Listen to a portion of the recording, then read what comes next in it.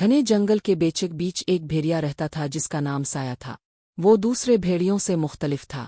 جہاں باقی بھیڑیے شکار میں دلچسپی رکھتے تھے، وہیں سایہ کو چاندنی راتیں، ہوا کی سرگوشیاں اور درختوں کی خاموشی پسند تھی۔ ایک رات جب چاند پورا تھا، سایہ نے دور سے ایک زخمی ہرن کی آواز سنی۔ وہ آہستہ آہستہ اس کی طرف بڑھا۔ عام بھیڑیے ہوتے تو فوراً شکار کر لیتے، مگر سایہ رک گیا۔ تم ٹھیک ہو؟ سایہ نے نرم لہجے میں پوچھا۔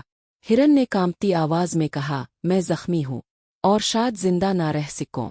سایہ نے اس پر حملہ کرنے کے بجائے اس کی حفاظت کی۔ وہ کئی دن اس کے پاس رہا، اس کے لیے پانی لاتا اور اسے دوسرے شکاریوں سے بچاتا رہا۔ کچھ دن بعد ہرن ٹھیک ہو گیا۔ جاتے وقت اس نے کہا، تم دوسرے بھیڑیوں جیسے نہیں ہو، تمہارے دل میں رحم ہے۔ اس دن کے بعد جنگل کے جانور سایہ سے ڈرنے کے بجائے اس پر بھروسہ کرنے لگے۔ وقت کے ساتھ سایہ جنگل کا محافظ بن گیا، اور جب بھی چاند نکلتا وہ آسمان کی طرف دیکھ کر ایک لمبی آواز نکالتا، مگر اس آواز میں خوف نہیں بلکہ محبت اور سکون ہوتا تھا۔